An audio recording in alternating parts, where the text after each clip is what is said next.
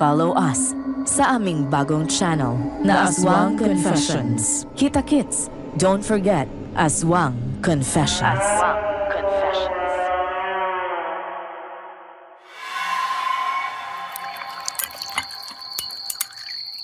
Ito ang tatandaan mo, Fidel, ha? Usapan lalaki to, ha? Kahit sino pa ang sagutin ni Belisa, hindi magbabago ang pagkakaibigan natin. Jovan naman, hindi pa isinisilang ang babaeng sisira sa pagkakaibigan natin.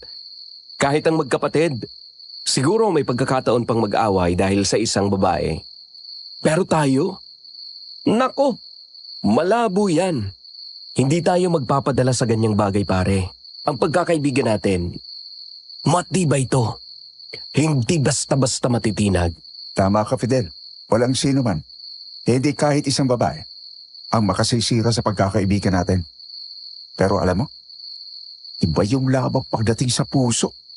Kung sakaling mangyari yan, okay lang. Basta hindi natin kakalimutan na magkaibigan pa rin tayo. Ano man ang mangyari. Tama ka dyan, pare. Pero sa tingin mo, sino sa ating dalawang maswerteng pipiliin ni Melissa? Hindi ko alam. Pero kung ako ang pipiliin niya, sisiguraduhin kung walang sino man ang makakaagaw sa kanya mula sa akin. Handa akong gawin ang lahat para lang hindi siya mawala sa akin, kahit pa ang pumaslang.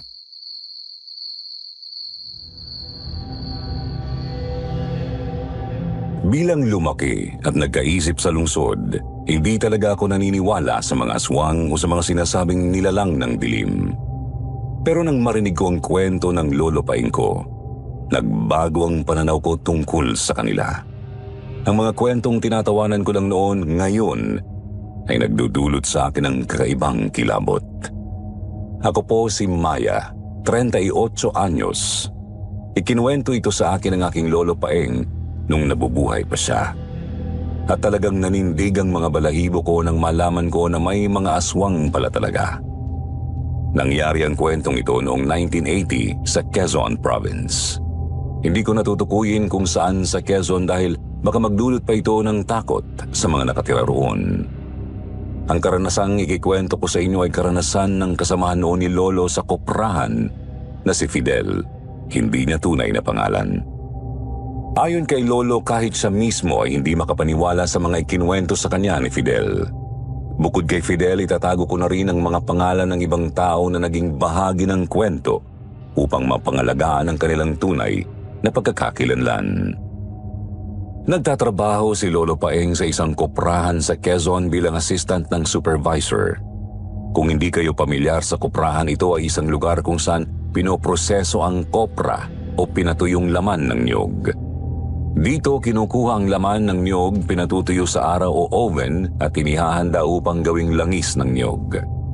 Si Fidel naman ay ang supervisor noon sa koprahan. Meron itong matalik na kaibigan na si Jovan, isang negosyante. Mula pagkabata ay magkaibigan na ang dalawa kaya't sobrang malapit sila sa isa't isa. Ngunit hindi nila inasahan na sa iisang babae rin titibok ang kanilang mga puso. Si Melissa, ang babaeng pareho nilang iniibig.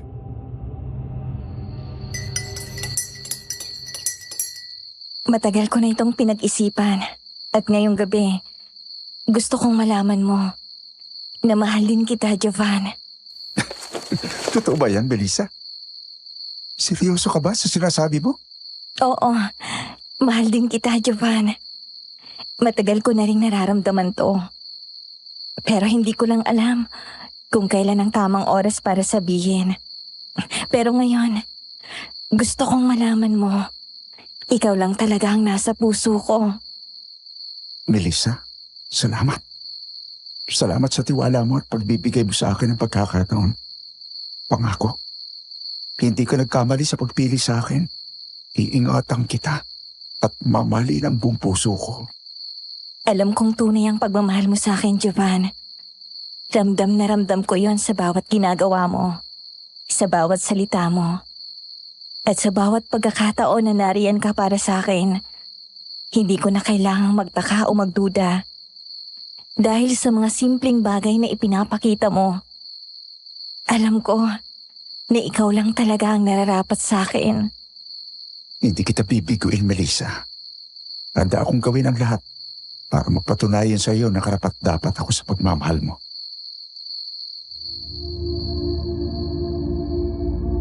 Sa sobrang tuwa ni Jovan nang malamang sinagot na siya ni Melissa, agad niya itong ibinalita sa matalik niyang kaibigan na si Fidel, na manliligaw din ni Melissa. Tinawagan niya si Fidel sa telepono ng gabing yun. Hello? Hello, paring Fidel. Ako ito. Oh, paring Jovan. Gabi na. At bakit napatawag ka pa? Fidel, guess what? Sinagot na ako ni Melissa. Ang sabi niya, mahal na mahal din niya ako. Ha? Ganun ba pare? Binabati kita, Jovan. Sabi ko na nga ba, malakas ang kutob ko na ikaw ang pipiliin niya. Napakaswerte mo pare. Pero kapag dumating ang panahon na ayaw mo na sa kanya, nandito lang ako para saluhin siya. Loko-loko ka. Fidel, hindi mangyayari yan. Mahal na mahal ko si Melissa. At hindi ko siya iiwan o ipagpapalit sa iba. Hindi ko siya aayawan. Pero tandaan mo, huwag mo siyang papaiyakin at sasaktan. Dahil kapag nangyari yan, handa kong agawin siya sa'yo. Hindi rin yan mangyayari, pare. I'll do everything to make her happy. Hindi kita bibigyan ng chance.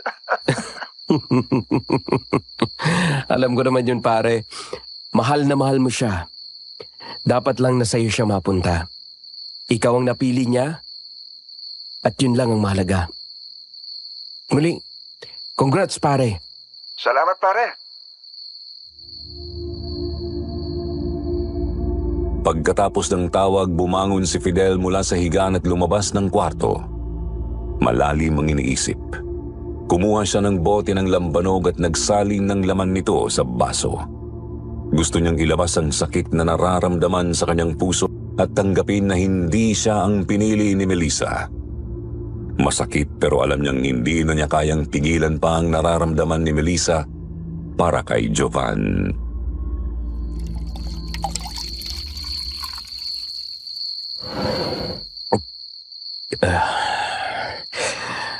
Minsan lang akong nagmahal ng totoo. Pero hindi pa rin ako sinuwerte.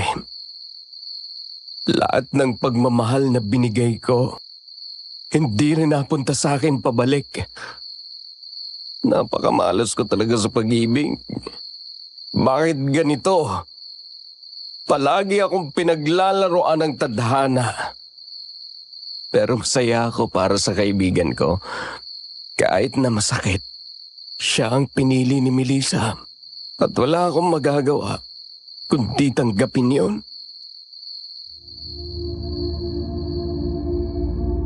Pinakasalan agad ni Jovan si Melissa, Sir Jupiter.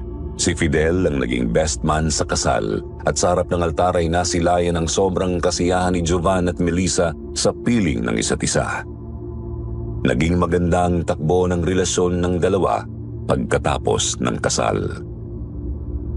Samantala, si Fidel kahit masakit para sa kanyang desisyon ni Melissa ay nanatiling masaya para sa kaibigan. Tinanggap niya ang kanyang pagkatalo at ipinangako sa sarili na susuportahan ang relasyon ng dalawa sa abot ng kanyang makakaya. Sa tuwing magkakasama sila, pilit niyang pinapakita ang kanyang kasiyahan kahit na sa likod ng mga ngiti niya ay naroon pa rin ang kirot ng pag-ibig na hindi nasuklian.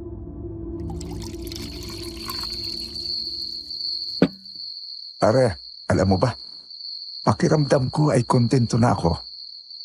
Kinumpleto ni Melissa ang buhay ko. Wala na akong maihiling pa. Siya na talaga ang lahat sa akin. Alam ko pare, kitang-kita ko kung gaano ka kasaya simula nung naging kayo. Lalo na nang ikasal kayo. Deserve mo yan. At deserve din ni Melissa ang pagmamahal mo. Ngunit isang araw, biglang tumawag si Jovan kay Fidel. Halata sa kanyang boses ang lungkot, hirap at matinding pagkabalisa. Hello, Fidel. Pare, Isinugod si Melissa sa ospital kagabi. Ano?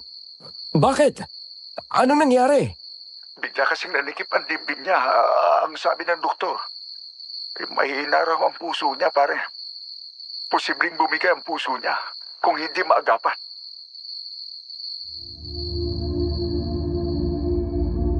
Hindi makapaniwala si Fidel sa sinabi ni Jovan.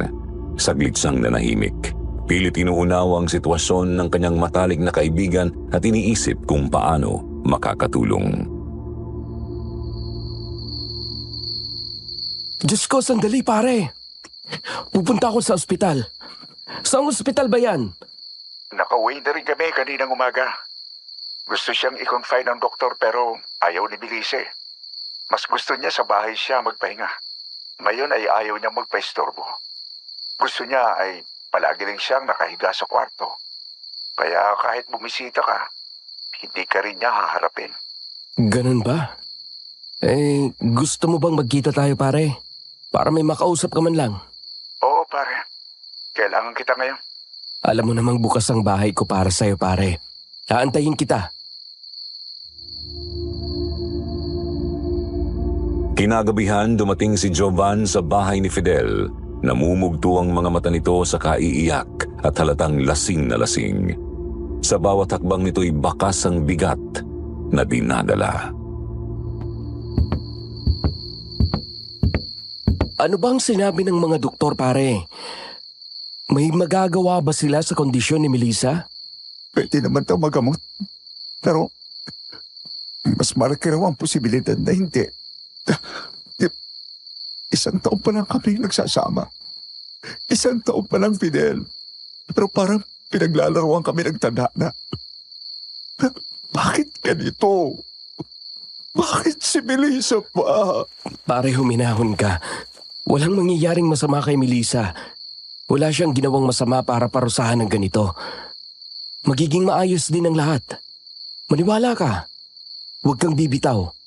Sana nga, pare. Sana nga. Dahil hindi ko matatanggap na mawala sa akin si Melissa. Mahal na mahal ko siya.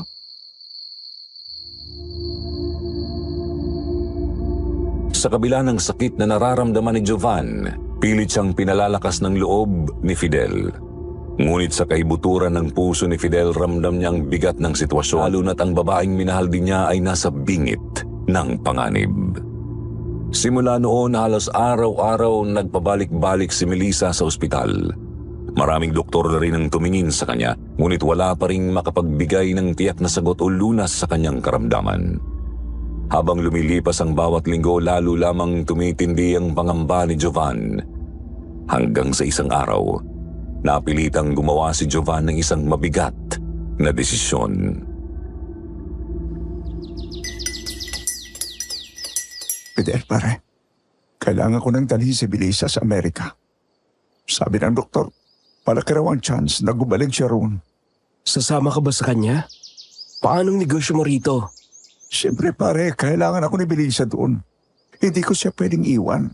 Lalo na sa ganitong sitwasyon. Siya ang priority ko ngayon. Naiintindihan ko pare. Gawin mo ang sa tingin mo ay makakabuti para kay Melissa. Pero tandaan mo, nandito lang ako kung kailangan mo ng tulong. Salamat, pare.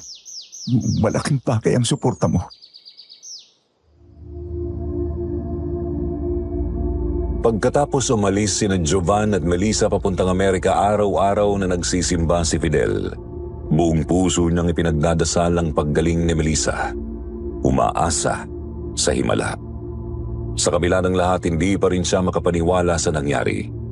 Ang kaligayahan ng kaibigang si Jovan na minsang nahanap sa piling ni Melissa ay mabilis na napalitan ng matinding kalungkutan. Panginoon, maaari po sana. Ilipat niyo na lang sa akin ang sakit ni Melissa. Huwag niyo na po siyang pahirapan. Mahal na mahal ko siya. Kahit alam kong hindi niya ako mahal. Ayoko po siyang nakikitang nagdurusa. Makalipas ang ilang araw, isang gabi, laking gulat ni Fidel nang makita si Jovan sa labas ng bahay nito. Sa isip niya ang bilis namang nakabalik ng mag-asawa mula sa Amerika. Napakunot ang noo niya at agad nilapitan ng kaibigan.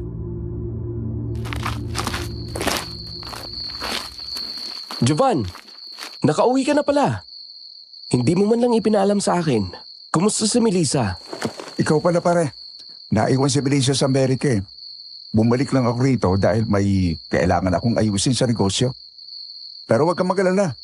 Kasama niya roon ang mga in-laws ko. Sila ang nag-aasikaso sa kanya habang wala ako. Oh, ganun ba? Pero, bakit hindi ikaw ang nag-aasikaso? Akala ko hindi mo siya iiwan hanggat hindi siya gumagaling. May responsibilidad din akong kailangan gampanan dito pare. Ang mahalaga ay maayos si Melissa sa Amerika. O siya, may gagawin pa ako. Bukas na lang tayo mag-usap uli. Ha, pare?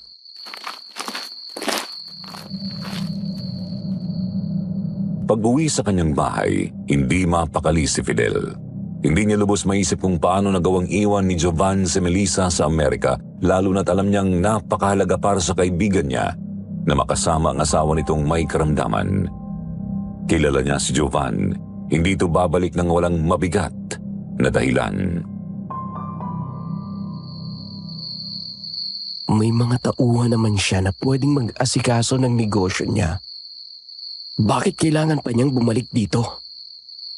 Hindi kaya nagsisinungaling siya? Isang araw na pagdesisyonan ni Fidel na puntahan si Jovan upang kausapin ito. Ngunit pagdating niya sa bahay nito, isang kakaibang tagpo ang bumungad sa kanya. Mula sa malayo nakita niyang may isang may edad na babaeng dumating. Inaalalayan ito ni Jovan papasok sa bahay. Napakunot noo si Fidel habang pinagmamasdan ng matanda, lalo na nang mapansin niyang may dala itong isang malaking banga. Sino yung kasama ni Jovan? Parang ngayon ko lang siya nakita. Sa nakita ni Fidel, mas lalong tumindi ang hinala niya na may kakaibang nangyayari. Dahil dito, nagplano siya kung paano makakapasok sa bahay ni Jovan upang malaman ang itinatago ng kaibigan. Ang sumunod na araw, nagbalik si Fidel sa bahay ni Jovan upang alamin ang kanyang hinala. Napansin niyang lumabas si Jovan at umalis sakay ng sasakyan nito. Ginamit ni Fidel ang pagkakataong yun upang palihim na makapasok sa bahay at mag-imbestiga. Dahan-dahan siyang umakyat sa hagdan patungo sa ikalawang palapag at hinanap ang kwarto ng mag-asawa. Nang matagpuan niya ang pakay, maingat niyang binuksan ang pinto. Pagpasok ni Fidel, bumungad sa kanyang madilim na kwarto na napaliligiran ng mga nakasinding kandila na siyang tanging nagbibigay liwanag sa loob.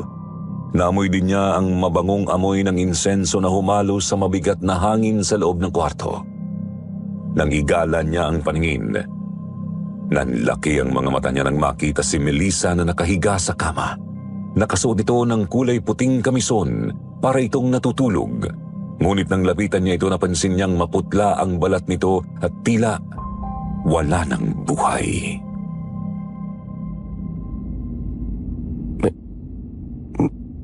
Melissa, bakit ka nandito? Akala ko ba, Diyos ko, ano bang nangyayari?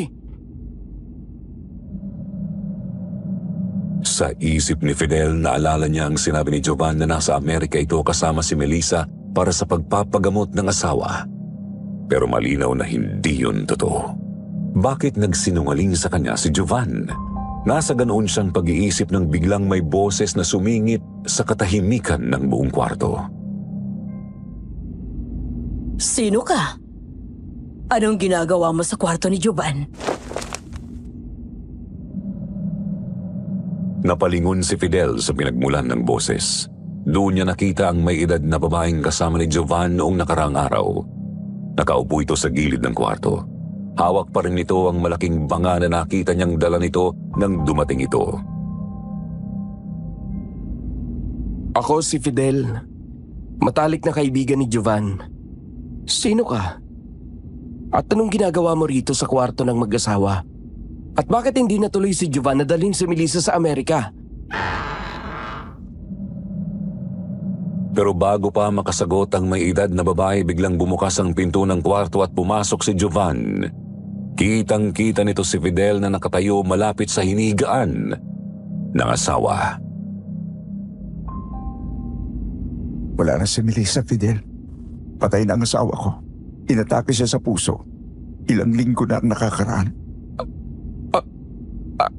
Ano? Patay na? Hindi! Hindi maaari! Sabihin mong nagbibiro ka lang, Jovan! Hindi ako nagbibiro, pare. Patay na si Melissa. Wala na ang asawa ko. Diyos ko! Paano nangyari yun? Bakit hindi mo man lang sinabi sa akin na wala na si Melissa? At bakit mo itinatago ang labi ng asawa mo? Dahil ayokong malaman ang lahat.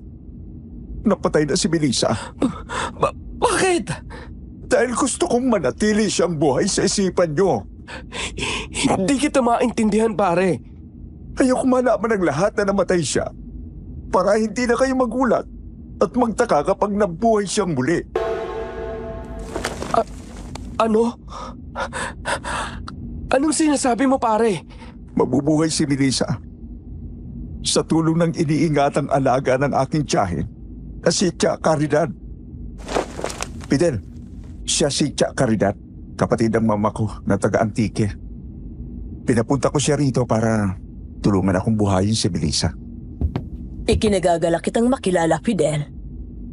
Kung matalik ang kaibigan ng pamangkin ko, nararapat mo lang malaman ang mga plano niya sa kanyang asawa.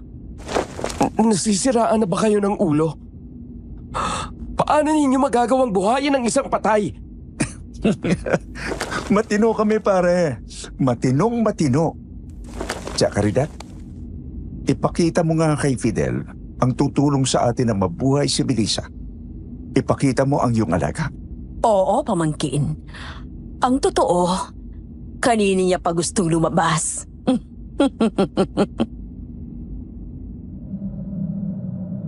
Nakita ni Fidel na dahan-dahang inilapit ni Tia Caridad ang labi nito sa bunganga ng banga. May binulong itong mga salitang hindi na maintindihan. Sir Jupiter, pagkatapos umusal ng mga kakaibang salita, si Tia Caridad ay nanlaki ang mga mata ni Fidel. Mula sa loob ng banga, isang nilalang na hindi niya pa kailanman nakita sa buong buhay niya ang biglang lumabas. Napamura siya at napaatras, nanginginig ang mga kamay habang pilit inuunawa ang kanyang nakikita. Ang nilalang ay may mahabang pangil. Malalaking mata at ang anyo nito ay parang kambing. Ngunit may kakaibang aura ng panganib na nagpapatindig ng balahibo. Nakakatakot ang nilalang na yon kaya't nangilabot si Fidel sa sobrang takot. Ano yan? Diyos ko! Anong klaseng nilalang yan? Huwag ka matakot, pare. Hindi ka niya sasaktan. Siya si Okap, ang alaga ni Tia Caridad. Isa siyang sigbin. Napatitig si Fidel sa nilalang na ganap nang nakalabas mula sa banga. Lumapit ito kay Tia Caridad. Tila isang tapat na alagad na sumusunod sa bawat utos ng amo nito. Nanginginig pa rin si Fidel habang bumubulong ng panalangin, umaasang hindi totoo ang kanyang nakikita. Halos maihina siya sa sobrang takot, nananatiling walang kakurap-kurap habang pinagmamasdan ng sigbin na titig sa kanya. Ano? Sigbin! Bakit nag-aalaga ang tiyahin mo ng ganyang klaseng nilalang? Dahil si Tia Caridad ay may lahing aswang, pare. Ha? Aswang? Aswang ang tiyahin mo? Oo, pare. Aswang si Tia Caridad. At ang sigbin na si Okap ay kanyang alaga. Alam mo ba, pare? Mula nang maging alaga ni Tia Caridad si Okap, biglang swinerte ang buhay niya. Ang pagkakaroon ng sigbin ay naging susi sa pag-angat ng kabuhayan nila sa Antique. Dahil sa swerteng dala ni Okap, siya rin ang magiging daan para muling mabuhay ang pinakamamahal kong si Melissa. Pero pare, kung aswang ang tiyahin mo, ibig bang sabihin, May lahi ka ring aswang? Hindi pare, hindi aswang ang mama ko. At hindi rin ako aswang. Ang asawa ni Tia Caridad ang aswang, si Tio Gabo. Isa siyang aswang na gabunan.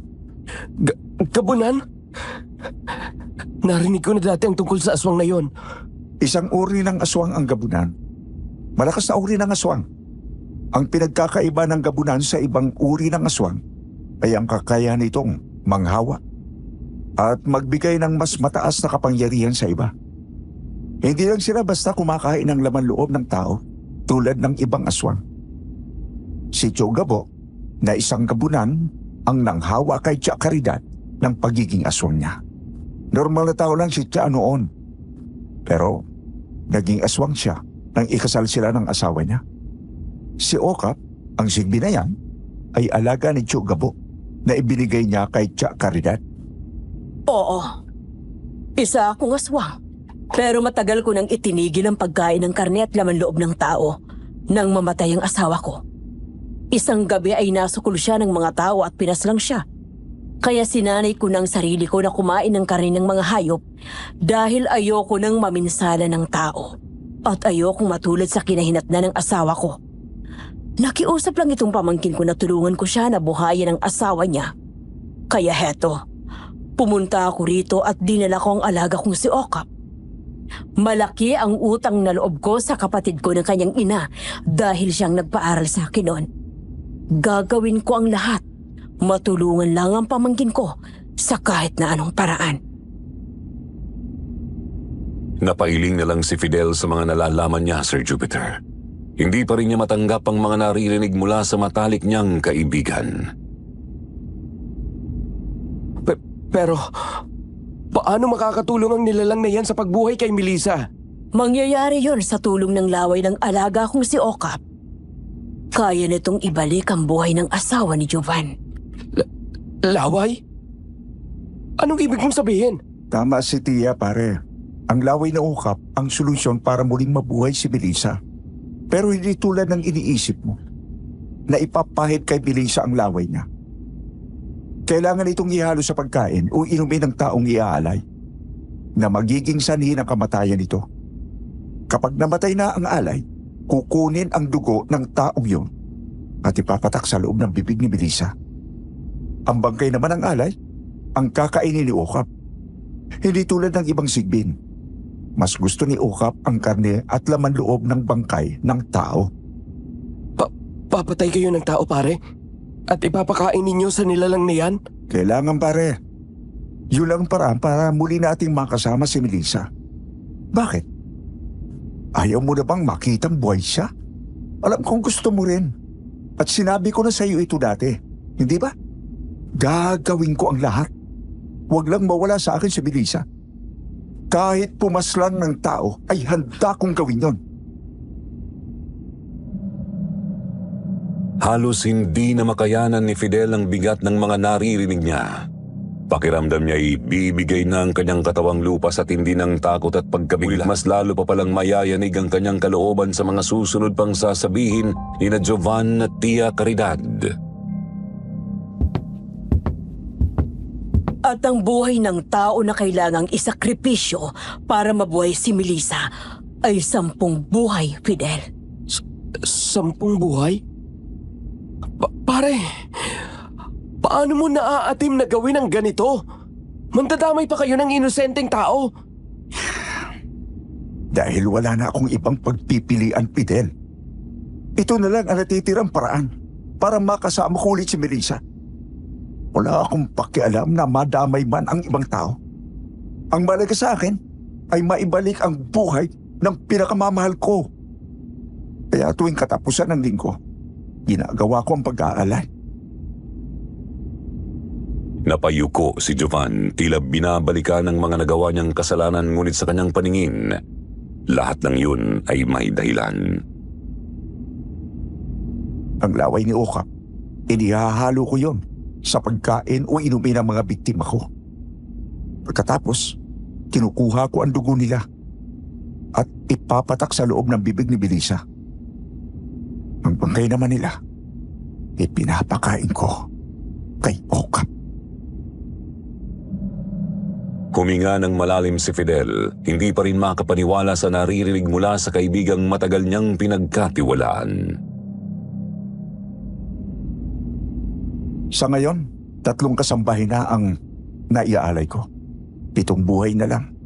Fidel, 7 buhay na lang at makakapiling ko na ulit si Melissa. Pararamdaman ko na ulit ang mainit niyang halik. Ang yakap niyang kay tagal kong hinintay. Hindi tulad ngayon na isa siyang malamig na bangkay. Hindi mo alam ang pinapasok mo, Jovan.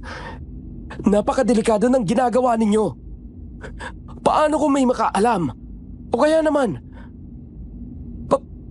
paano kung balikan ka ng mga kaluluwa ng mga inosenteng pinatay mo? Alam ko, Fidel. Alam ko ang peligro pero handa kong pasukin kahit ang impyerno. Makakasama ko lang ulit si Melissa. Wala kang ideya kung gaano kasakit ang mawala ng taong pinakamamahal mo. Gagawin ko ang lahat. Lahat, Fidel. Kahit buhay ko pa ang kapalit.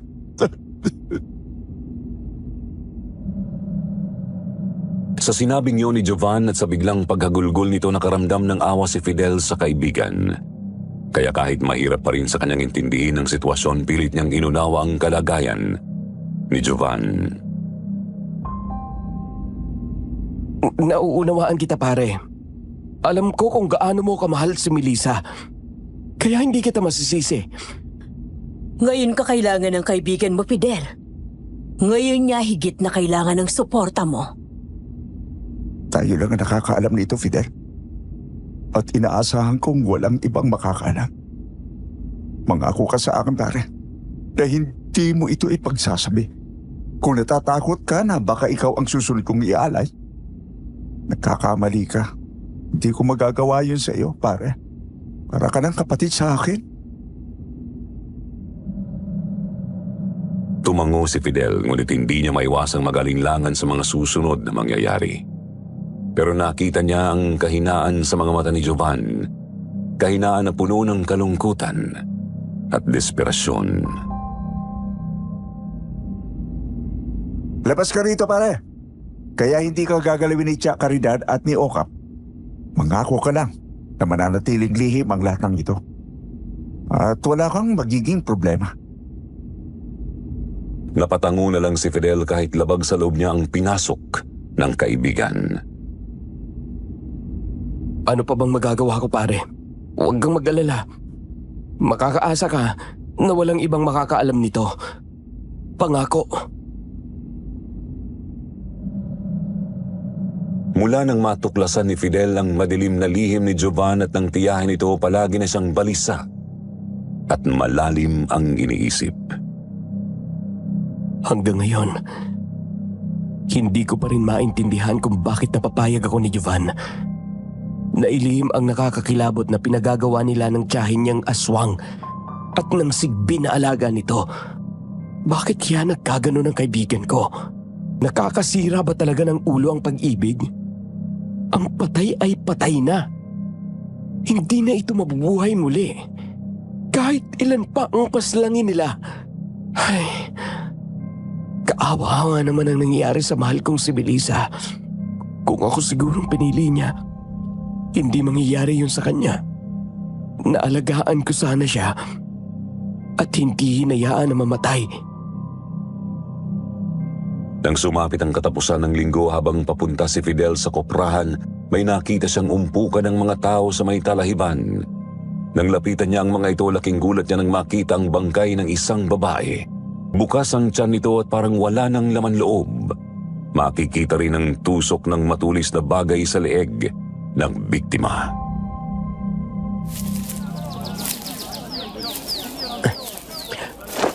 Ano ang nangyari sa babaeng to? Wala namang awa ang gumawa nito sa kanya. Habang si Fidel ay patuloy na nakatitig sa bangkay, may narinig siyang nagsalita mula sa harapan. Nakita niya ang isang matandang lalaki na kausap ang mga awtoridad na naroon.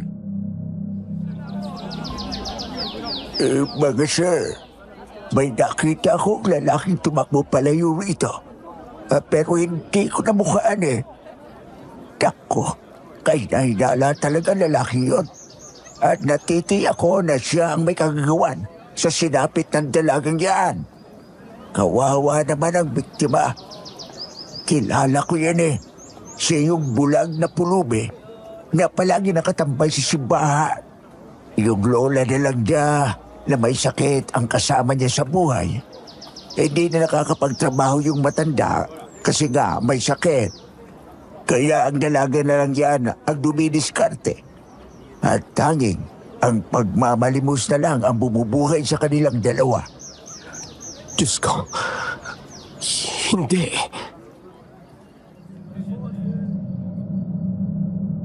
Nang marinig yun ni Fidel, alam na niyang si Jovan at ang alaga ng tiyahin nito na si Okap ang may kagagawan sa pagkamatay ng babae. Hindi na siya dumiretso sa koprahan kundi nagmamadali siyang pumunta sa bahay ni Jovan. Pagdating niya roon, hinarap niya si Jovan at si Tia Caridad.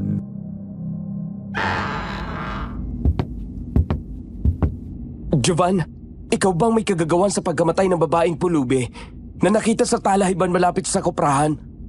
Oo pare. Ako nga may gawa nun. Siya ang ika-4 na alay. Binigyan ko siya ng pagkain na hindaluan ng laway ni Okap. Pagkatapos, ayun, namatay siya. Tinuso ko ng punyan ang liig niya para makakuha ng dugo at ipinatak ko yun sa bibig ni Melissa. Ang bangkay niya, pinagsawaan ni Okap. Ang mabusog ang alaga ni Tia Caridad, itinapong ko ang katawan ng babae sa talahiban. Hindi mo ba nakita na may kapansanan siya? May lola pa siyang may sakit. Dapat hindi siyang pinili mong biktimahin. Hindi ka na naawa sa pulubi, Jovan? Wala akong magagawa pare. Kailangan ko siya. Kailangan ko ang dugo niya para mabuhay si Melissa. Tumama sa puso ni Fidel ang mga salita ng kaibigan. Galit man siya, hindi niya may tatanggi ang bigat ng nararamdaman ni Jovan para sa asawa nito. Patawarin ka ng Diyos, Jovan! Isang malaking pagkakamali ang ginagawa mo. Hindi ka ba natatakot na karmahin ka sa pagpaslang sa mga taong wala namang kasalanan? Walang mali sa pag-ibig, Fidel. Lahat ng itong ginagawa ko alang-alang sa pagmamahal.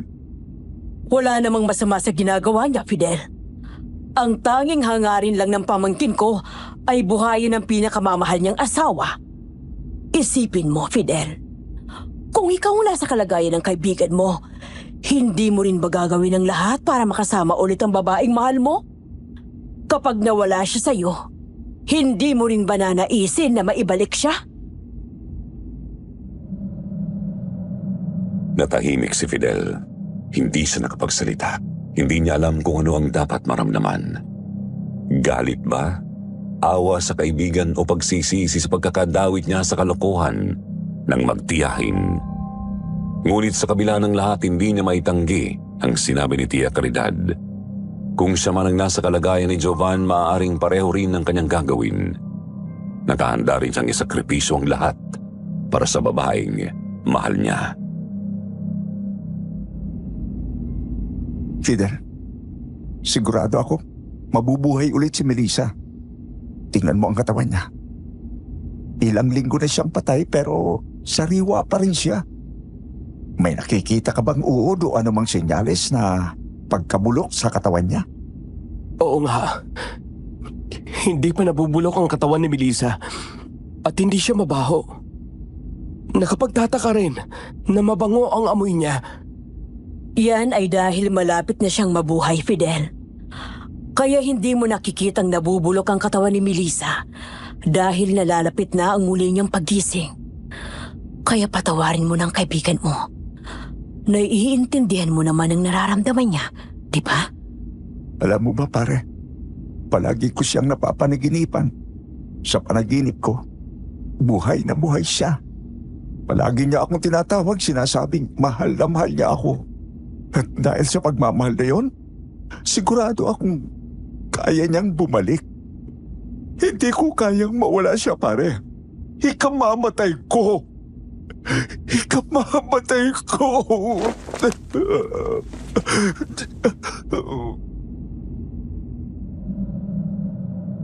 Habang humahagulgol ay hinang-hinang lumuhod si Jovan sa kama at mahigpit na niyakap ang katawan ni Melissa. Ramdam ni Fidel ang bigat ng nararamdaman ng kaibigan. Kawawa naman ang pamangkin ko, Fidel. Hindi ka ba naaawa sa kanya? Ang tanging gusto lang naman ni Jovan ay makasama ang pinakamamahal niyang si Melissa. Sana hanggang sa huli, suportahan mo siya sa balak niyang yon. Sir Jupiter, habang naririnig ni Fidel ang mga salitang yon, hindi niya maiwasang mapatingin kay Tia Caridad. Ngunit mula roon, agad ding bumaling ang tingin niya kay Okap, ang alaga nitong Sigbin. Nanindig ang balahibo ni Fidel nang mapansin niyang titig na titig sa kanya ang Sigbin na parang gusto nitong lamunin siya ng buhay. Ang titig nito ay nagtataglay ng kakaibang lagim na hindi niya maipaliwanag. Sa sobrang takot na naramdaman, agad na nagdesisyon si Fidel na magpaalam na hindi na niya magawang manatili pa roon ng mas matagal.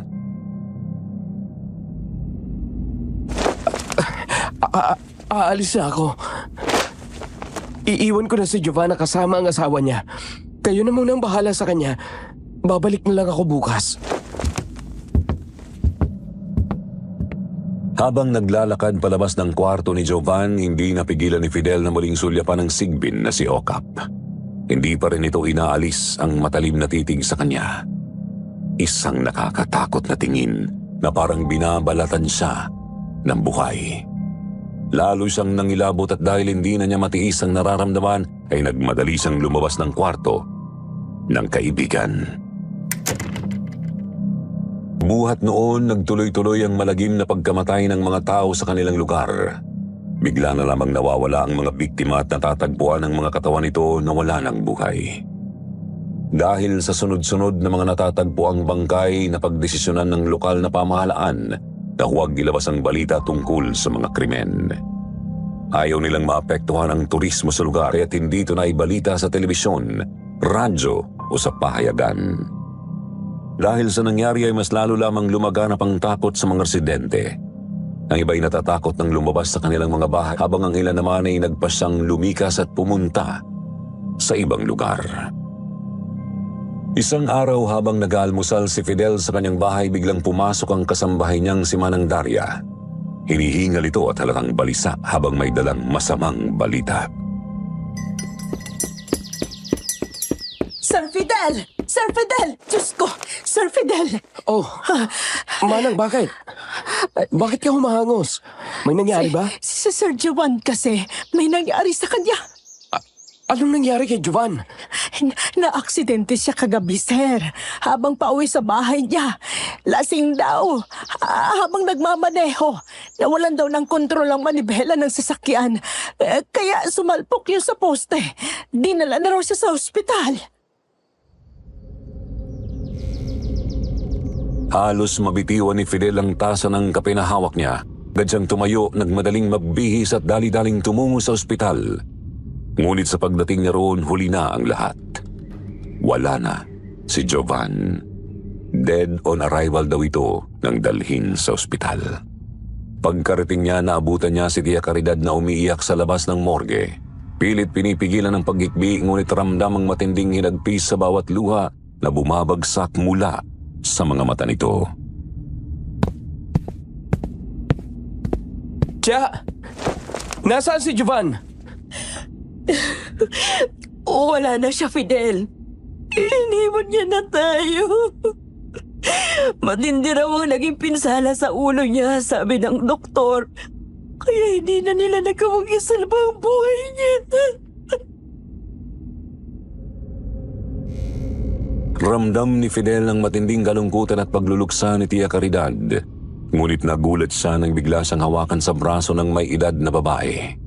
Ang kanyang mukha, bagamat basang-basa pa ng luha, ay puno ng determinasyon, tila nagpapahiwatig ng isang mahalagang bagay na nais nitong sabihin. Fidel, kailangan mong ituloy ang pangarap ni Jovan. Kailangan mong buhayin si Melissa. Ano? Anong sinasabi mo? Dinalaw niya ako sa panaginip ko. Kinausap niya ako. At ang sabi niya sa akin ay ipagpatuloy mo ang nasimulan niya. Ibalik mo si Melissa. Buhayin mo siya.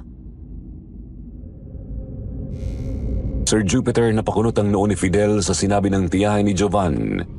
Hindi pa man siya makapagluksa ng gusto sa pagkawala ng kaibigan, heto't ang pagbuhay pa rin kay Melissa ang laman ng isip ng matanda. Maaari bang wag muna nating pag-usapan yan, tiya? Magdalamhati muna tayo sa pagkawala ng kaibigan ko. Kahit magdalamhati tayo, hindi na niyan maibabalik ang buhay ni Jovan. Ang dapat nating gawin ay ituloy mo ang ginagawang pag-alay ni Jovan para mabuhay ang asawa niya. Nagpanting ang tenga ni Fidel sa pamimilit ni Tia Caridad. Hindi niya maintindihan kung bakit sa kabila ng bigat ng kanilang pinagdaraanan ay mas inuuna pa rin nito ang isang bagay na tila imposibleng mangyari. Imbes na si Melissa ang pagtuunan mo ng pansin, bakit kaya hindi si Jovan ang buhayin natin? Nagawa niyo nga ng alaga mo, nagawa ng paraan para mabuhay si Melissa eh. Bakit hindi mo magawa sa pamangkin mo? Wala na kaming magagawa ni Okap upang maibalik ang buhay ni Jovan. Isang beses lang maaaring gawin ang pag-aalay. At nagawa na yun ni Jovan para kay Melissa. Kaya hindi na yung gagana sa kanya. Hindi na natin siya mabubuhay. Pero si Melissa, malapit na siyang mabuhay, Fidel. Ituloy mo ng pag-aalay dahil ito ng pagkakataon mo para buhayin ang babaeng iniibig mo. Nanlaki ang mga mata ni Fidel para siyang tinamaan ng matalim na kidlat sa sinabi ni Tia Caridad. Hindi niya alam kung paano tatanggapin ang bigat ng sitwasyong yun. Lalo pat ang pangalan ni Melissa ay muling nagpagulo sa isip at puso niya.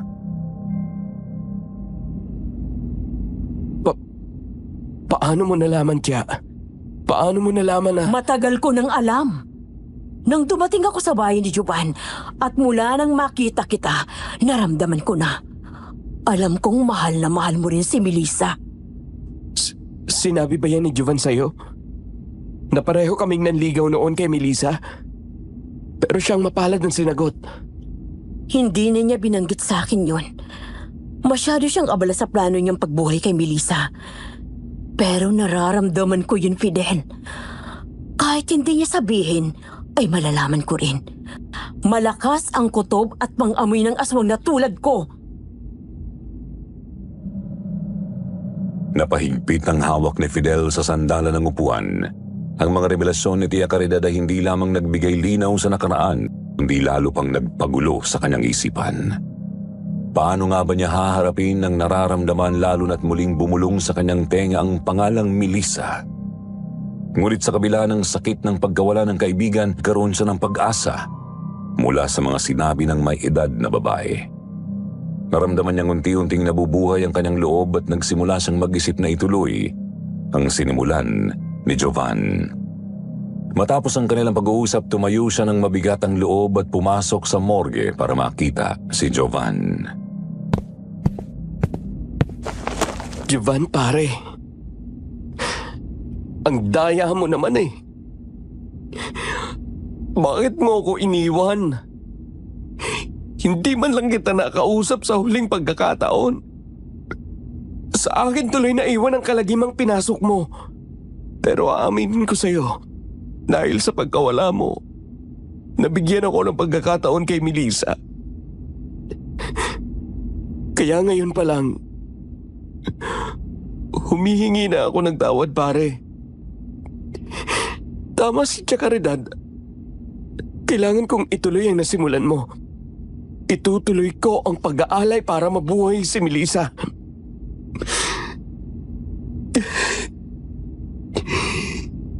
Hindi ko to gagawin para sa'yo, pare, kundi para sa amin ni Melissa. Dahil gusto ko, Jovan, na kapag nabuhay siya, ako naman ang mahalin niya. Buo na ang desisyon ni Fidel na ituloy ang sinimula ni Jovan upang maibalik ang babaeng pareho nilang iniibig.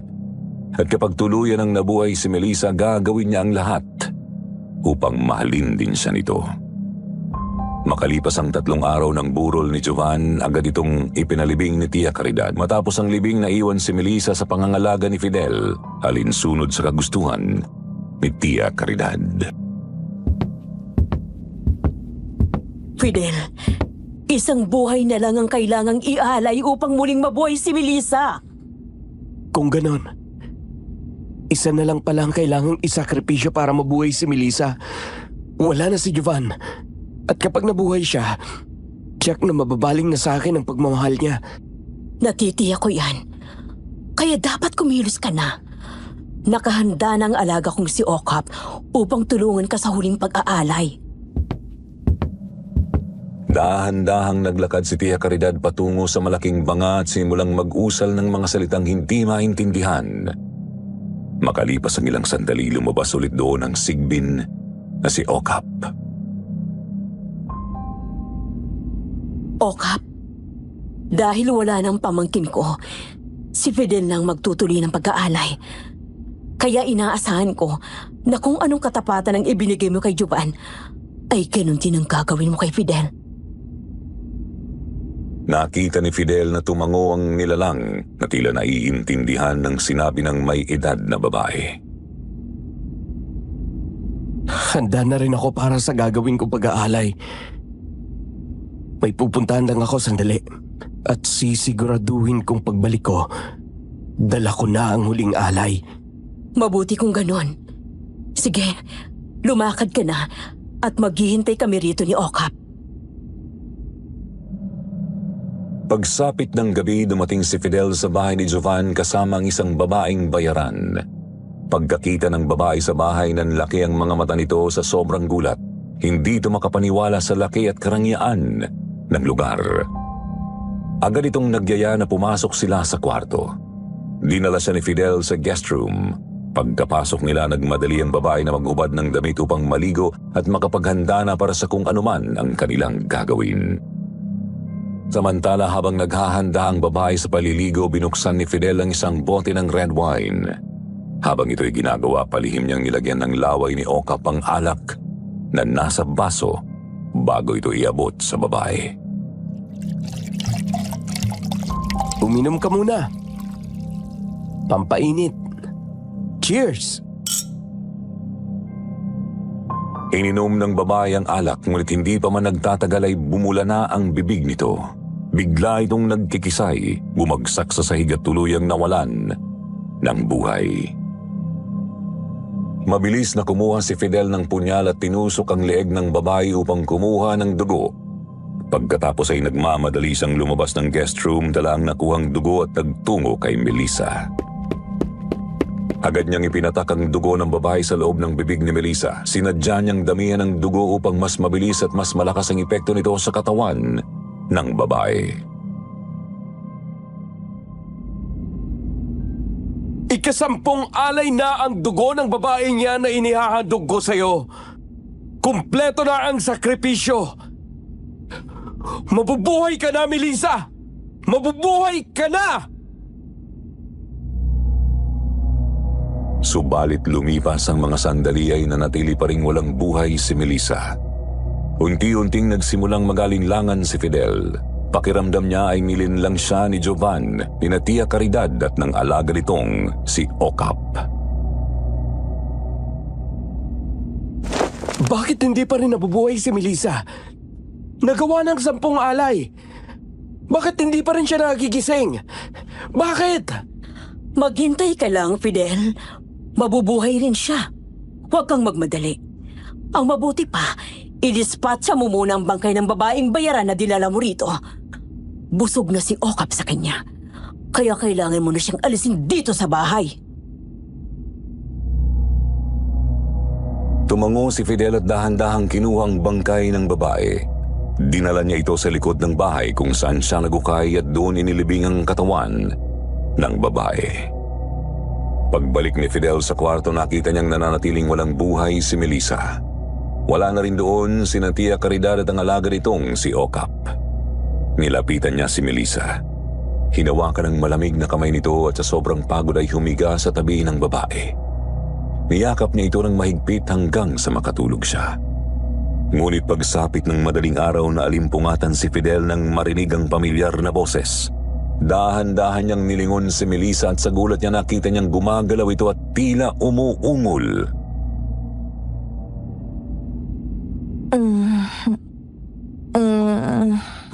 Melissa? Melissa? Buhay ka? Buhay ka? Tagumpay ang pag-aalay! Nabuhay ka nga, Melissa! Nakita niyang gumalaw ang babae at muling iminulat nito ang mga mata.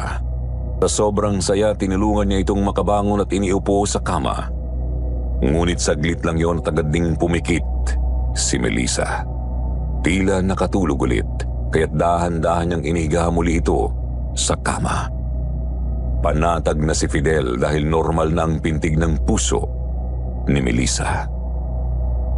Naisip niyang puntahan si Tia Caridad upang sabihin dito na nagising na at buhay na buhay si Melissa. Ngunit palabas pa lang siya ng kwarto, laking gulat niya nang biglang bumukas ito. Nakita niyang humahango si Tia Caridad, puno ng pag-aalala ang mukha. Oh, Tia Caridad. Bakit parang takot na takot ka? Fidel, nawawalang alaga kong si Okap. Wala siya sa tinitirahan niyang banga. Hinanap ko na siya sa buong bahay ni Jovan, pero hindi ko siya mahanap. Hindi ko alam kung saan siya nagpunta. Bakit naman naalis ang alaga mo? Saan naman siya pupunta? Hindi ko alam kung bakit siya umalis. Hindi siya pwedeng umalis, Fidel. Iniingatan ko siyang hindi makatakas o makalabas ng bahay. Bakit naman hindi pwedeng makatakas o makalabas ang alaga niyong yon? Ang alaga kong sigpi na si Okap ay mahilig kumain ng bangkay na kamamatay lang. Pero ang pinakagusto niya ay ang bangkay na nakabaon na sa lupa. Para siyang aswang na balbal na mahilig kumain ng laman ng mga patay. Kaya iniingatan ko siyang hindi makatakas o makalabas. Hindi ko alam kung anong maaaring mangyari kapag siya'y nakawala sa labas. Malapit pa naman sa bahay ni Jovan ang sementeryo. Baka may makakita sa alaga mo. Hindi siya pwedeng makita ng mga tao. At may isa pa akong ikinababahala, Fidel. Kapag nakakain si Okap ng laman ng bangkay na nakabaon na sa lupa, ay nakapagdadala ito ng sumpa. Anong sumpa ang sinasabi mo? Maaaring mabuhay ang katawan ng bangkay na kinain ni Okap. At kapag nabuhay yun, kakain yun ng laman loob ng tao. Mambibiktima ito ng mga tao. Hindi pwedeng mangyari yon. Siguradong magdudulot yun ng gulo at lagim dito sa lugar na to. Kaya tulungan mo ako, Fidel. Tulungan mo akong hanapin si Okap bago pa mangyari ang maaari niyang gawin. Pero hindi ko kayang iwan si Melissa ngayon. Nagising na siya kanina. Nabuhay na siya, ngunit nakatulog ulit. Gusto ko kapag muling magising si Melissa, ako ang unang makikita niya. Talaga? Nabuhay na si Melissa? Ibig sabihin, ay tagumpay ang pag-aali na ginawa niyo ni Jovan? Oo, Tia Caridad. Tagumpay tayo. Pero hindi ko pa siya maaaring iwan dito. Baka mamaya ay bigla siyang magising at hanapin niya si Jovan. Baka lumabas pa siya ng bahay. Kaya hindi ako pwedeng umalis. Dito lang ako at aantayin ko na muli siyang magising. Ngunit hindi ako pwedeng tumunganga lang dito, Fidel. Kailangan kong magmadali. Kung ayaw mo ay ako na lang ang maghahanap sa alaga ko. Sana lang ay hindi pa siya nakakakain ng laman ng bangkay sa sementeryo, kundi ay lilikha yun ng napakalaking problema. Yun lang at nagmamadaling umalis si Tia Caridad upang hanapin ang alaga nitong Sigbin. Naiwan si Fidel sa kwarto kasama si Melissa. Muli niyang tinabihan ang babae sa kama at niyakap ito. Taimtim na minasdal ang mukha nito habang umaasang muling magigising si Melissa. Hindi na malayo ni Fidel na nakatulog na ulit siya. Nang magising siya kinaumagahan, laking gulat niya nang makitang nakamulat na ang mga mata ni Melissa. Agad siyang lumapit at maingat na inalalayan ito upang makabangon. Mabuti naman at gising ka na ulit, Melissa. Anong nararamdaman mo? Nagugutom ka ba? Subalit hindi sumagot si Melissa. Nakapako lamang ang tingin nito sa isang direksyon. Tila malayo ang isip at wala sa sarili. Hindi alintana ni Fidel ang tila kakaibang kalagayan ng babae. Para sa kanya ang mahalaga ay buhay si Melissa. Nakakagalaw at humihinga na ito. Hindi nasayang lahat ng ginawa namin ni Jovan, Melissa. Hindi ko pinagsisisihan na dinungisan ko ang aking mga kamay ng dugo. Napumaslang ako para lamang mabuhay ka. At ngayon, buhay na buhay ka na. Agad siyang bumangon mula sa kama at naganda ng almusal para kay Melissa. Niyaya niya itong kumain at sinunod naman siya nito. Kumain ka lang ng kumain, Melissa, ha? Niluto kong paborito mong ulam. Adobong baboy. Kaya damihan mo ang kain. Para manumbalik ang lakas mo. Kumakain naman si Melissa ngunit nanatili itong tahimik. Habang pinagmamasdan niya ito, naisip ni Fidel na maaaring abutin pa ng ilang araw bago tuluyang bumalik sa normal ang kalagayan nito. Ang mahalaga ay buhay ka, Melissa. Ipapaliwanag ko ang lahat sa'yo kapag bumalik ka na sa normal. At gagawin ko ang lahat para mahalin mo rin ako. Bigla namang sumagi sa isip ni Fidel si Tia Caridad na umalis upang hanapin ang nawawala nitong alagang Sigbin. Napansin niya na hindi pa rin ito nakakabalik. Sana kaya napunta si Tia Caridad? Nahanap na kaya niya ang Sigbin na yon? Biglang naputol ang iniisip niya nang marinig na may kumakatok sa pinto. Inakala niyang nagbalik na si Tia Caridad, kaya agad niyang binuksan ang pinto. Ngunit laking gulat niya nang makitang si Manang Daria, ang kanyang kasambahay, ang nasa labas.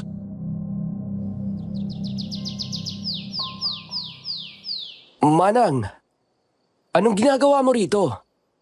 Hindi ba't sinabi ko sa'yo na ako na muna ang magbabantay kay Melissa?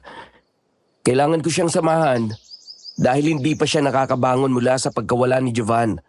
At saka kapag may naghanap sa akin na trabahador sa koprahan, sabihin mo na kausapin muna si Paeng dahil siya ang inutusan ko na pansamantalang mamahala ron. Nako, Sir Fidel. Nagpunta ako rito kasi may mahalaga akong sasabihin. Yung tiyahin ni Sir Jovan na nakikituloy dito sa bahay niya, patay na siya. Ano? Bakit? Anong nangyari sa kanya? May nakakita raw sa kanya na gumagala-gala sa sementeryo. At alam mo ba kung anong sinabi ng nakakitang sepulturero? Aswang nagabunan daw ang tiyahin ni Sir Jovan. Kaya ayun, tinugis siya ng mga tao at pinaslang. Nang magpalit ito ng anyo, ay doon nalaman ng mga tao na tiyahin pala ni Sir Jovan ang aswang. Sinunog nila yung bangkay, pero inireport din sa mga otoridad ang nangyari. Ay naku, Diyos ko, hindi ako makapaniwala na may lahing aswang palang pamilya ni Sir Jovan. Buti na lang at wala na siya. Ay kung hindi, sinugod na rin siguro ng mga tao tong bahay niya. Sobrang ikinabigla ni Fidel ang ibinalita ng matanda niyang kasambahay. Kung wala na si Tia Caridad, paano na ang alaga nitong Sigbin na si Okap? Si Okap? Kapag hindi nahuli ang Sigbin na yon, magdadala yun ng lagim sa lugar natin, Manang. At sino naman si Okap, sir? Anong ibig mong sabihin magdadala siya ng lagim? Dahil nadulas na si Fidel, wala na siyang nagawa kundi ang kausapin si Manang Daria at ipagtapat dito ang lahat ng nalalaman niya. Pati na ang mga sakripisyong ginawa nila ni Jovan para mabuhay si Melissa. Matagal nang nagsisilbi si Manang Daria sa kanilang pamilya. Bata pa siya, kasama na nila ito, kaya malaki ang tiwala ni Fidel sa matanda. Bukod pa rito, alam niyang mauunawaan ni Manang Daria ang mga kababalaghan tulad ng pagiging aswang ni Tia Caridad at ang pag-aalaga nito ng Sigbin dahil isa itong albularya. At yun po ang buong katotohanan. Ginawa namin ang lahat para mabuhay si Melissa. Patawarin kayo ng Diyos sa ginawa nyo. Bakit nyo hinayaan na makipaglaro kayo sa demonyo? Hindi mo ba alam na nakaapak na rin ang paa mo sa impyerno? Ginawa ko lang yun, Manang. Para mapasakin si Melissa. Pagkakataon ko na ito upang ako naman ang makapiling niya at mahalin niya. Ngunit hindi mo alam ang maaaring maidulot ng ginawa ninyo. Gusto ko siyang makita. Gusto kong makita si Ma'am Melissa. Isinama ni Fidel si Manang Daria sa kusina at ipinakita niya si Melissa. Nang makita ito ng matanda, napailing ito.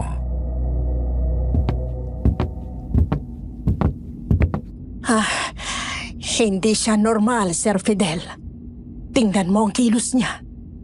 May kakaiba sa kanya. Hindi yan kilos ng normal na tao. Hindi pa siya normal. Kasi kakagising lang niya. Kapag tumagal, babalik din siya sa dati. Iba ang nakikita at nararamdaman ko sa kanya, Sir. Nangangamba ako na may masamang bunga ang ginawa ninyo ni Sir Jovan sa pagbuhay sa kanya. Anong masamang bunga ang sinasabi mo, Manang Daria? Di ko pa matiyak, Sir. Kailangan ko munang kumonsulta sa kapatid ko na isa ring magaling na albularyo. Siya ang mas nakakaalam ng mga ganitong bagay. Siya ang makakapagsabi kung may masamang epekto ba ang ginawa ninyo ni Sir Jovan. Kung ganun, kailangan ko ang tulong niya. Kailangan kong malaman, Manang, kung ano talaga ang nangyari kay Melissa. Nang sumunod na araw, bumalik si Manang Daria sa bahay ni Jovan, kasama ang nakatatandang kapatid nito at ang asawa nito. Sir Fidel, siya si Kuya Kaloy at ang asawa niyang si Maria. Siya ang nakakatanda kong kapatid na sinasabi ko. Magandang araw sa inyo. Kayo palang sinasabi ni Manang Daria. Ako si Fidel. Ikinagagalak ko kayong makilala. Kinagagalak kong makilala ka, iyo. Tawagin mo lamang akong Tata Kaloy at ito naman ang asawa kong si Maria. Isa rin siyang albularya. Tawagin mo na lang akong Manang Maria, iyo. Sir Jupiter, ikinwento ni Fidel kay Tata Kaloy ang lahat, pati na ang tungkol kay Melissa at ang sakripisyo nilang dalawa ni Jovan upang mabuhay ito.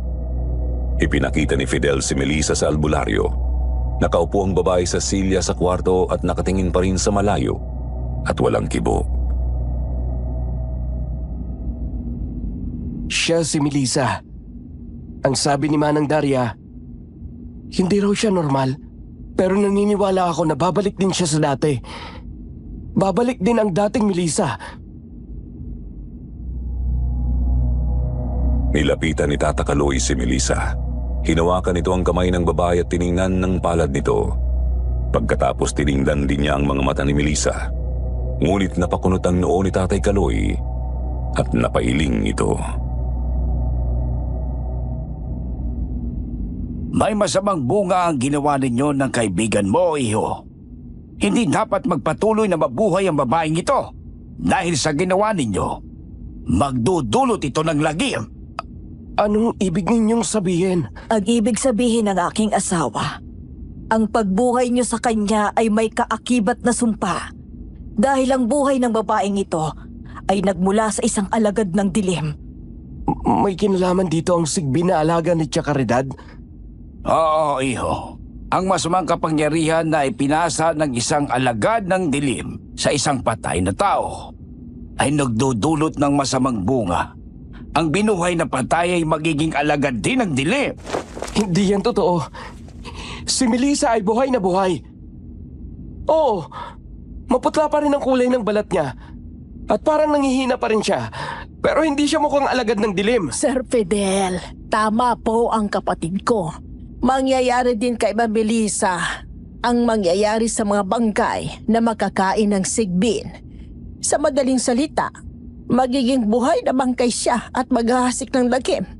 Kakain din siya ng laman loob ng tao. Hindi. Hindi ko maaaring tanggapin yan. Hindi ko kayang mawala ulit sa akin si Melissa. Hindi ako papayag. Alam ko na mahirap tanggapin. Pero kailangan na mamatay uli ang babaeng yan. Hindi siya maaaring magpatuloy na mabuhay. Kung hindi, magdudulot siya ng lagim sa lugar na ito. Mangyayari lang yung kapag namatay ang Sigbin. Kailangan nating mahuli ang Sigbin na alaga ng aswang. Natiyahin ang kaibigan mo, iho. At paslangin ito. Maaari ka naming matulungan. Kaya naming gumawa ng orasyon para bumalik dito ang Sigbin at mahuli ang nilalang na yun. Hindi. Ayokong mamatay si Melissa. Baka kung maaari ang Sigbin na lang ang mamatay at hindi si Melissa. Hindi maaari, iho. Hindi pwedeng hindi mamatay ang babaeng yan. Ang sumpang dala ng Sigbin ay nakatanim na sa kanya. Ang kamatayan lamang ang paraan upang hindi siya magdulot ng lagim. Hindi pa rin matanggap ni Fidel ang lahat ng nalaman niya. Ang isipan niya ay puno ng kalituhan at takot na mawala na naman sa kanya ang babaeng pinakamamahal niya. Kailangan ko munang pag-isipan ng mga sinabi ninyo. Mahirap para sa akin na mawala ulit si Melissa. Pero kailangan mong gawin ang nararapat, Sir Fidel. Malaking problema ito kapag nagkataon. Nakatakda siyang magdala ng panganib sa mga tao, lalo na sa iyo, Sir. Hahayaan ka muna naming pag-isipan ito, iho.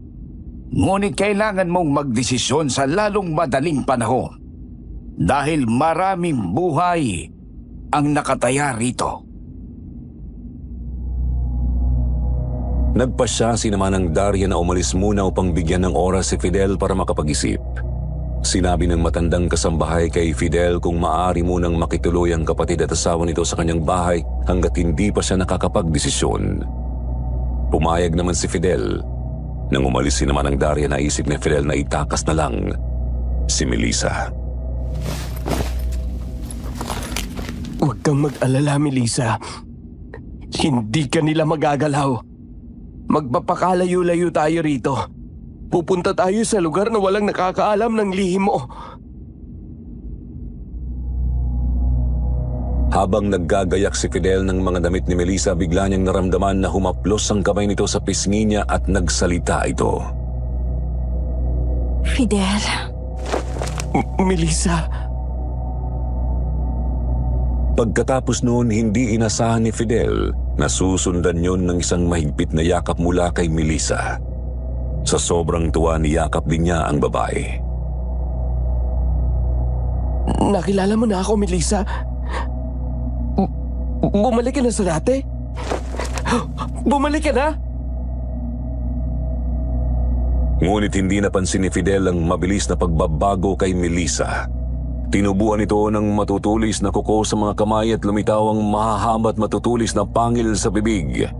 Habang ninanamnam ni Fidel ang pagyakap sa kanya ni Melissa, hindi niya namalayan ang pagbaon ng mga matutulis na kuko nito sa likod niya.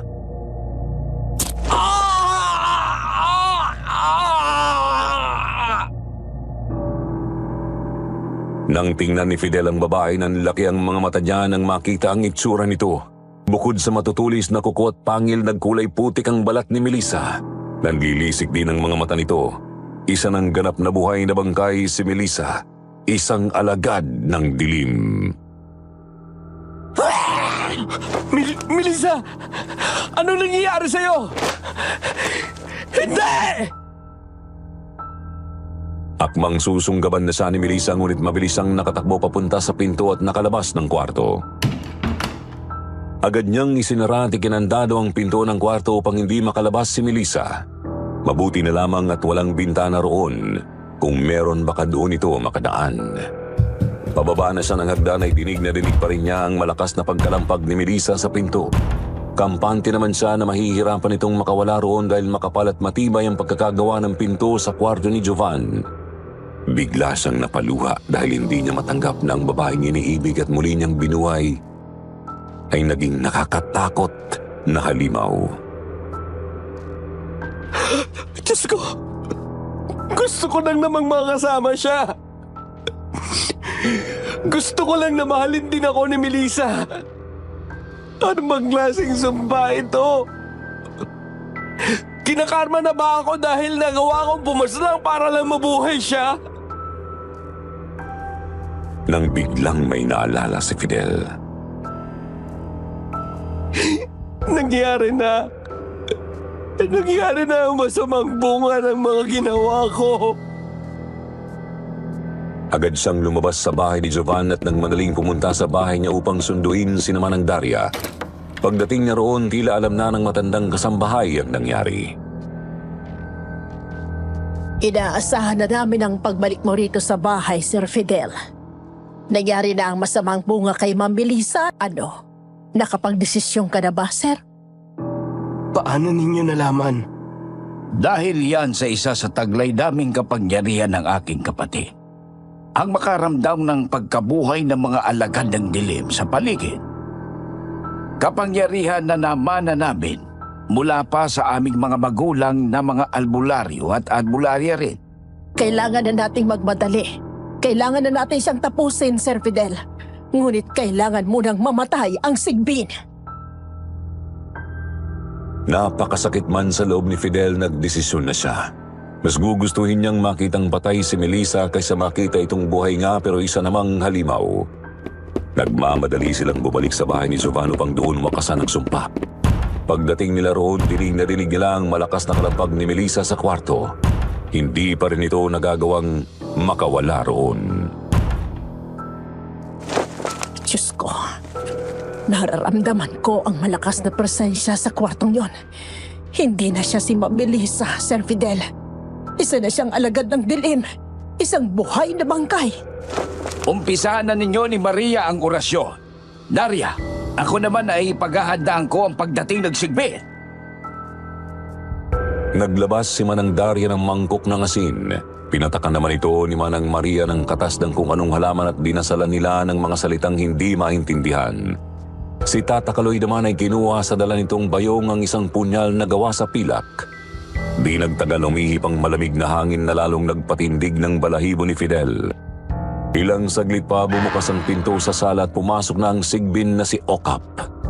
Nangilabot na naman si Fidel nang muling makita ang nakakatakot nitong anyo. Napansin niyang titig na naman ito sa kanya na parang gusto siyang lamunin ng buhay. Nang biglang nagsalita si Tata Kaloy. Hindi pa siya nakakakain ng bangkay ng taong nakalibing.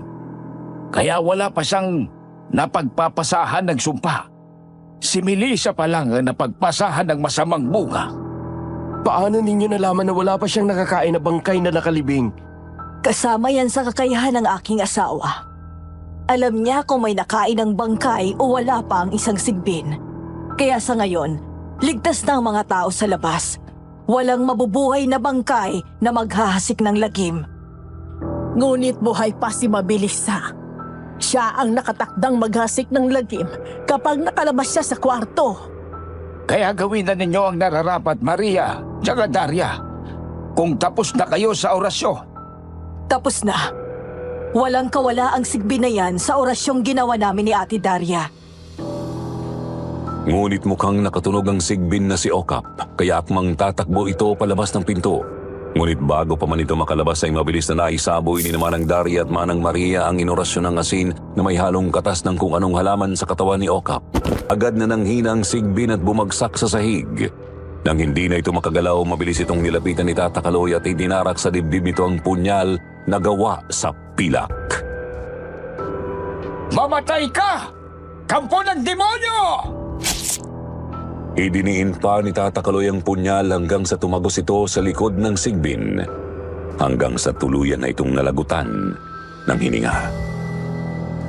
Ilang saglit pa naglaho ang wala ng buhay nitong katawan na parang bula. Kasabay ng pagkamatay ni Okap, tumigil na rin ang malalakas na kalampag sa pinto ng kwarto ni Jovan kung saan naroon si Melissa. Nagmamadali nilang tinungo ang kwarto. Nanginginig pa ang mga kamay ni Fidel habang inaalis ang kandado sa pinto. Nang mabuksan yun ay bumungad sa kanila ang wala na ring buhay na si Melissa na nakahandusay sa sahig. Bumalik na rin daw sa dati nitong anyo. Nilapitan ni Fidel ang babae at tiningnan kung humihinga pa ito, ngunit wala na. Patawarin mo ako, Melissa. Hindi ko alam na magkakaganito. Ginawa ko lang naman to dahil sa sobrang pagmamahal ko sa iyo. Pero di ko akalain na sa bandang huli, kayo pa rin pala ni Jovan ang magkakasama. Kinalulungkot namin ang nangyari sa kanya, Sir Fidel. Ang mahalaga ay matahimik na ang kanyang kaluluwa. Sigurado ako masaya na sila ni Sir Jovan sa kabilang buhay. Dahil si Sir Jovan naman talaga ang minahal ni Ma'am Melissa. Kalimutan mo na siya. Karating din ang tamang pag-ibig para sa'yo. Nang gabing yun ay tinapos na ni Fidel ang pagkabaliw niya kay Melissa, Sir Jupiter. Tinanggap niyang si Jovan ang kaisa-isang lalaking minahal nito at kahit kailan, hindi magiging kanya si Melissa. Nagpasalamat siya kina Manang Daria, Tata Kaloy at Manang Maria sa lahat ng naitulong ng mga ito sa kanya. Matapos ang lahat ng nakakakilabot na pangyayari sa buhay niya, nagpasya siyang ituwid ng kanyang mga kasalanan. Isinuko niya ang sarili sa mga otoridad. Inamin niyang siya ang pumaslang sa babaeng bayaran na inuwi niya sa bahay ni Jovan at inilibing ang bangkay nito sa likod ng bahay. Sinabi na lang niya na nag-away sila ng babae at dahil sa kalasingan ay brutal niya itong napaslang. Hanggang doon na lamang sinabi niya dahil sigurado siyang walang maniniwala sa kanya kapag ikinuwento niya ang tungkol sa sigbin na si Okap. Wala rin kasing naniwala sa report ng mga tao na kumitil sa buhay ni Tia Caridad na isa itong aswang. Ang nangyari yung mga tao na tumugis at pumaslang kay Tia Caridad, sila pang kinasuhan at nakulong. Kumusta ka na, Sir Fidel? Dilalang kita ng merienda. Alam kong namimiss mo ng luto kong sapin-sapin. Salamat, Manang. Mabuti pa kayo. Nadadalaw ninyo ako rito. Samantalang ang sarili kong pamilya, ni minsan, ay hindi ako mapuntahan dito. Siguro, eto na ang karma sa mga ginawa ko. Huwag mong isipin yan, sir. Darating din naman ang araw na mapapatawad ka nila sa mga kasalanang nagawa mo noon. Di ibig sabihin na nakulong ka na mananatili ka na sa sitwasyong ito. May dahilan ang lahat ng nangyayari at hindi pa huli ang lahat. Habang may buhay, may pagkakataon. Nandito ako, sir. Palagi ako nakasuporta sa iyo. Pero, kailangan mong magsimula sa sarili mo. At tandaan mo, may Diyos na laging handang tumulong at magpatawad. Kailangan mo lang siyang tawagin. Salamat, Manang. Kahit papano, gumagaan ang loob ko sa mga sinasabi mo. Mabuti pa, tikman mo na tong sapin-sapin na dinala ko sa iyo. Para kahit saglit ngumiti ka naman, kahit sandali. Sige, Manang. Salamat. Sir Jupiter, makalipas ang ilang taon, nakalaya rin si Fidel at nagawa rin siyang patawarin ng kanyang pamilya. Di nagtagal, nahanap din niya ang tunay na pag-ibig na para sa kanya, sa katauhan ni Laura. Isang public school teacher na matalik na kaibigan ng aking lolo Paeng, na assistant niya noon sa koprahan. Natanggap naman ng babae ang madilim niyang nakaraan. Ang mahalaga raw ay pinagsisihan na niya ang mga nagawa noon.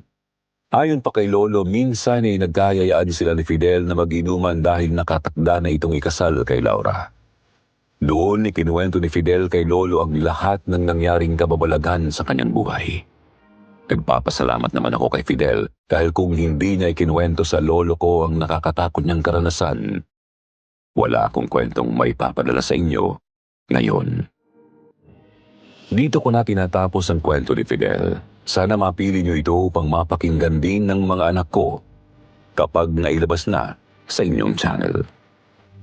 Pero alam niyo, natutunan ko sa kwentong ito na kapag mahal mo ang isang tao, kaya mong gawin ang lahat para sa kanya, kahit ang gumawa ng masama. Ngunit dapat ay alam mo rin ang iyong hangganan. dahil ang pagmamahal ay hindi dahilan para gumawa ng mali.